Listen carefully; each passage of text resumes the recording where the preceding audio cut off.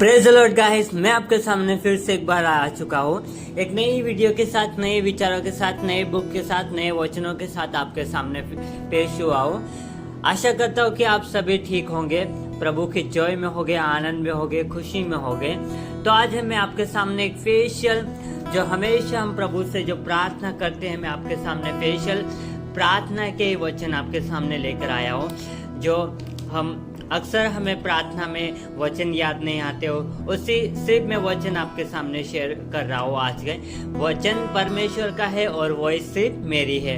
और आशा करता हूँ कि आप सभी मेरी इस बुक्स को, ये वचनों को, परमेश्वर के वचनों को, जो परमेश्वर के हर एक पवित्र शास्त्र जो पवित्र आत्मा से रचा गया है, आप सुनेंगे और पूरा सुनेंगे। और आशा करता हूँ कि आपके सुनने से ये वचन, पवित्र आत्मा आपको सुनने के लिए और भी इच्छा प्रदान करेगी और सुनते सुनते आपको वचन भी पाठ हो जाएंगे। क्योंकि ये वचन आप हमेशा अपने काम करते समय या गाड़ी चलाते समय या कहीं भी जाते समय आप इस वचन को सुन सकते हैं। क्योंकि फ्री टाइम में आप या बिजी टाइम में आप चालू करके इस वचन को आप सुन सकते हैं। तो चलिए हम आज स्टार्ट करते हैं वचनों को। जैसा पहला थिस्सलुनीकियों और 5 अध्याय और 16 और 18 में परमेश्वर का कलाम कहता है कि सदा आनंदित रहो और निरंतर प्रार्थना में लगे रहो, हर बात में धन्यवाद करो, क्योंकि तुम्हारे लिए मसीह यीशु में परमेश्वर की यही इच्छा है। हालेलुया। तो चलिए हम आज से स्टार्ट करते हैं पहला वचन से। पहला थिस्सलुनीकियों और 5 अध्याय और 16 और 18 से लेकर यही वचन फिर से मैं आपको दोहरा देता हूँ। सदा आनंदित रहो, निरंतर प्रार्थना में लगे रहो, हर बात में धन्यवाद करो, क्योंकि तुम्हारे लिए मसीह यीशु में परमेश्वर की यही इच्छा है। किसी बात की चिंता मत करो, परंतु हर एक बात में तुम्हारे निवेदन, प्रार्थना और विनती के द्वारा धन्यवाद के साथ परमेश्वर के सम्मुख उपस्थित किए जाए। तब परमेश्वर की शांति, जो समझ से बिल्कुल परे है, तुम्हारे हृदय और तुम्हारे विचार को मसीह यीशु में सुरक्षित रखेगी। फिलिपियों 4 अध्याय और 6 और 7 वचन। और हमें उसके सामने जो हियाव होता है वो यह है कि यदि हम उसकी इच्छा के अनुसार कुछ मांगते हैं तो वो हमारी सुनता है। पहला यूहन्ना 5 अध्याय 14 वचन। प्रार्थना में लगे रहो और धन्यवाद के साथ उसमें जागरूक रहो। कुलिसियों 4 अध्याय 2। तब उस समय तुम मुझको पुकारोगे और आकर मुझसे प्रार्थना करोगे और मैं तुम्हारी सुनूंगा। यिर्मयाह 29 का 12 वचन। इसलिए मैं तुमसे कहता हूँ कि जो कुछ तुम प्रार्थना करके मांगो तो प्रतीति कर लो कि तुम्हें मिल गया और तुम्हारे लिए हो जाएगा।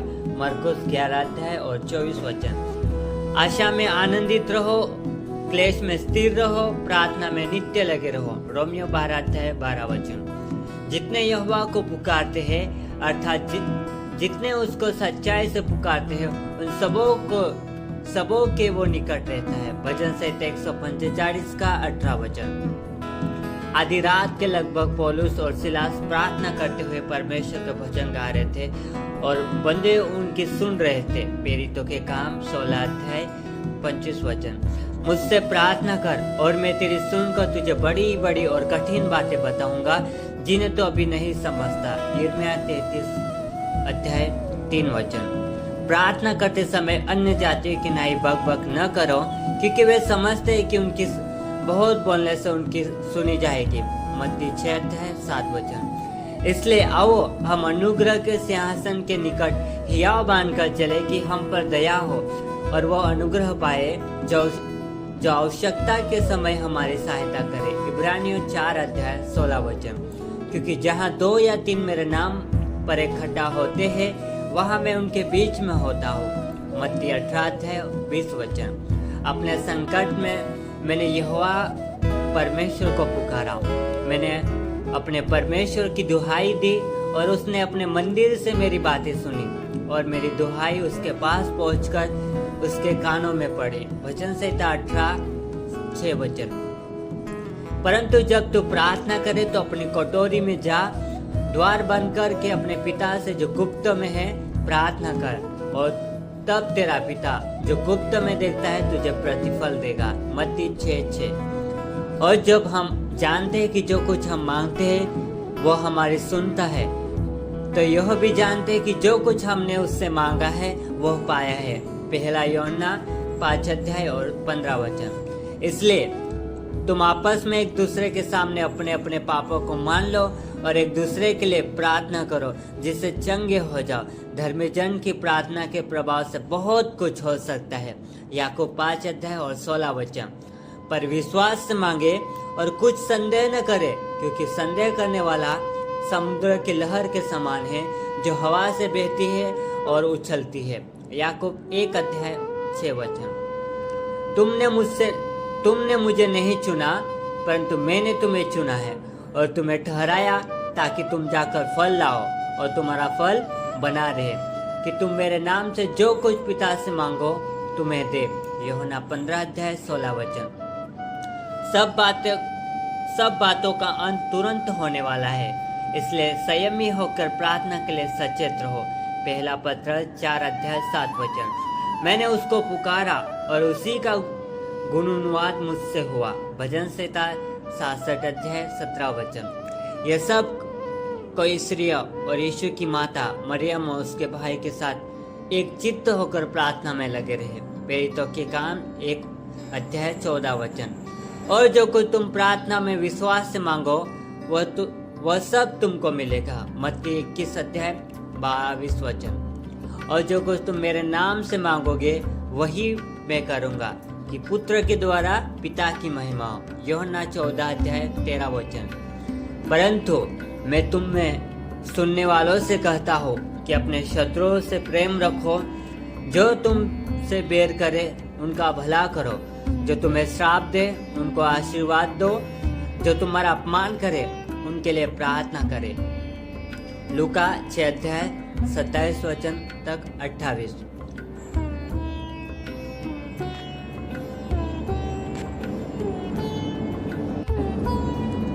तुम लालसा रखते हो और तुम्हें मिलता नहीं।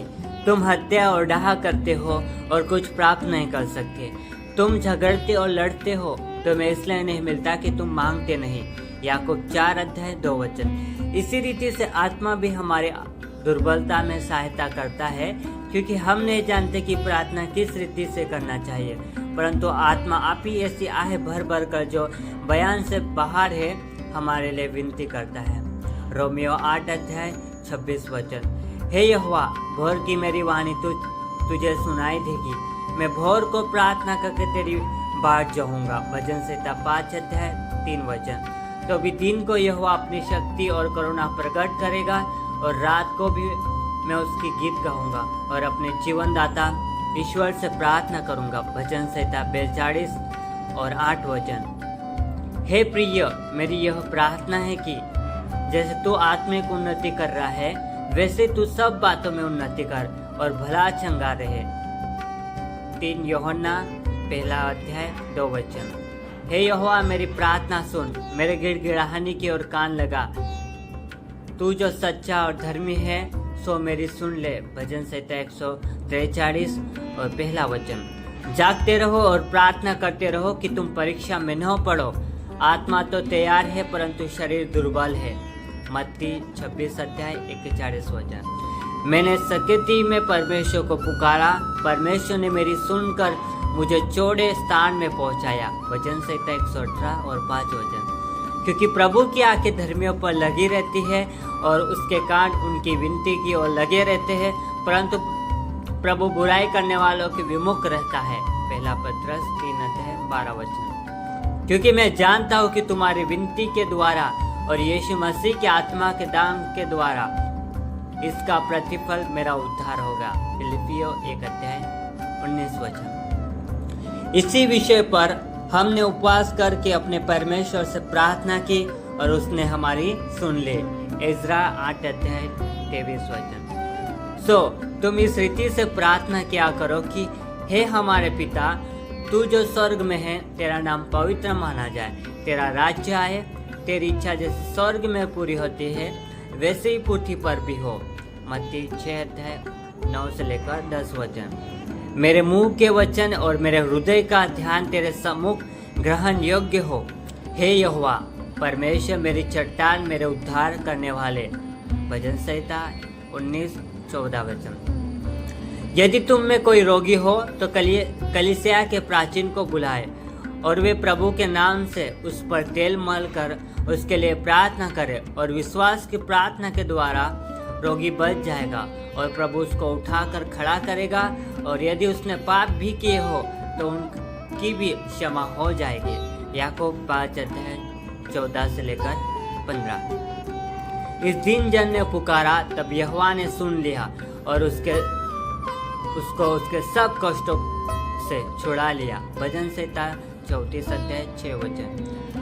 और जब कभी तुम खड़े हुए प्रार्थना करते हो तो यदि तुम्हारे मन में किसी की ओर से कुछ विरोध हो तो क्षमा करो, इसलिए कि तुम्हारा स्वर्गीय पिता भी तुम्हारे अपराध क्षमा करे। मरकुस 11:25 वचन। बंदीगृह में पतरस की रखवाली हो रही थी, परंतु कलीसिया उसके लिए लगातार परमेश्वर से प्रार्थना कर रही थी। प्रेरितों के काम 12:5 वचन। और जो कोई प्रभु का नाम लेगा वही उद्धार पाएगा। प्रेरितों के काम 2:21 वचन। जब अय्यूब ने अपने मित्रों के लिए प्रार्थना की तब यहोवा ने उसका सारा दुख दूर किया और जितना यहोवा अय्यूब पहले था उसका 2 गुना यहोवा ने उसे दे दिया। अय्यूब 45:10 वचन। जब तुम बुरे होकर अपने लड़के वालों को अच्छी वस्तु देना जानते हो तो स्वर्गीय पिता अपने मांगने वालों को पवित्र आत्मा क्यों न देगा। लूका 11:13 वचन। जब वे प्रार्थना कर चुके तो स्थान जहाँ वे इकट्ठे थे हिल गया और वे सब पवित्र आत्मा से परिपूर्ण हो गए और वे परमेश्वर का वचन हियाव से सुनाते रहे। प्रेरितों के काम 4 वचन 4:31 वचन। कि लौटकर मेरी प्रजा के प्रधान हिजकिय्याह से कह कि तेरे मूल पुरुष दाऊद का परमेश्वर यहोवा यह कहता है कि मैंने तेरी प्रार्थना सुन ली है और तेरे आंसू देखे हैं। देख, मैं तुझे चंगा करता हूँ, परसों तू यहोवा के भवन में जा सकेगा। दूसरा राजा 20:5 वचन। परंतु मैं तुझसे यह कहता हूँ कि अपने बेरियों से प्रेम रखो और अपने सताने वालों के लिए प्रार्थना करो। मत्ती 5:44 वचन। हे मेरे पूर्वजों के परमेश्वर, मैं तेरा धन्यवाद और स्तुति करता हूँ क्योंकि तूने मुझे बुद्धि और शक्ति दी है और जिस भेद का खुलना हम लोगों ने तुझसे मांगा था उसे तूने मुझ पर प्रकट किया। तूने हमको राजा की बात बताई है। दानियल 2:23 वचन। उठ हे यहोवा, हे ईश्वर, अपना हाथ बढ़ा और दिनों को न भूल। भजन संहिता 10:12 वचन।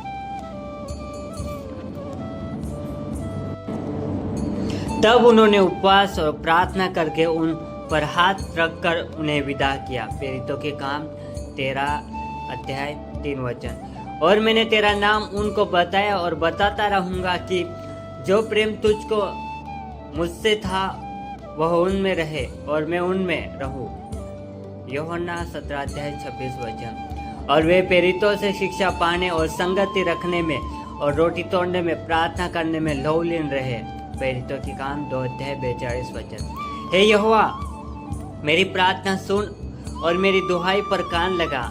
मेरा रोना सुनकर शांत न रह, क्योंकि मैं तेरे संग एक परदेसी यात्री के नाय रहता हूँ और अपने सब पुरखाओं के समान परदेसी हो। भजन संहिता 39:12 वचन। और जिस प्रकार हमने अपने अपराधियों को क्षमा किया है वैसे ही तू भी हमारे अपराधों को क्षमा कर। मत्ती 6:12 वचन। और हमें परीक्षा में न ला परंतु बुराई से बचा, क्योंकि राज्य और पराक्रम और महिमा सदा तेरी है। आमीन। मत्ती 6:13 वचन। जब वे उपवास रहित प्रभु की उपासना कर रहे था तो पवित्र आत्मा ने कहा, मेरे निमित्त बरनबास और शाऊल को उस काम के लिए अलग करो जिसके लिए मैंने उन्हें बुलाया है। प्रेरितों के काम 13:2 वचन। हमारी दिन भर की रोटी आज हमें दे। मत्ती 6:11 वचन। तब उसने वे 5 रोटियां और 2 मछली और स्वर्ग की ओर देखकर धन्यवाद किया और तोड़कर चेलों को देता गया कि लोग को पर से सो सब खाकर तृप्त हुए और बचे हुए टुकड़ों से 12 टोकरी भर कर उठाई।